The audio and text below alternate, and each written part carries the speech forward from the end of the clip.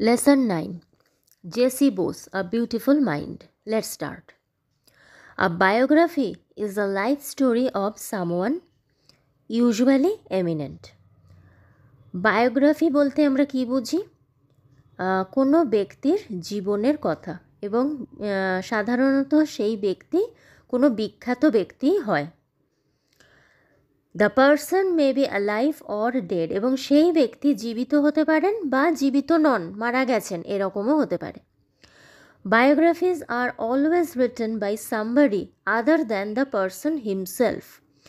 বায়োগ্রাফির একটা অন্যতম বৈশিষ্ট্য হচ্ছে যেটা যে ব্যক্তির জীবনী তিনি ছাড়া অন্য কাউকে সেটা লিখতে হবে, তবেই কিন্তু সেটা বায়োগ্রাফি বা জীবনী সেটাকে বলা যাবে।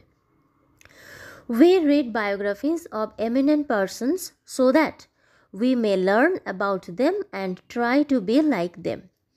আমরা বিখ্যাত ব্যক্তিদের জীবনী পড়ি যাতে করে আমরা তাদের সম্পর্কে জানতে পারি এবং তাদের মতো হওয়ার চেষ্টা করতে পারি।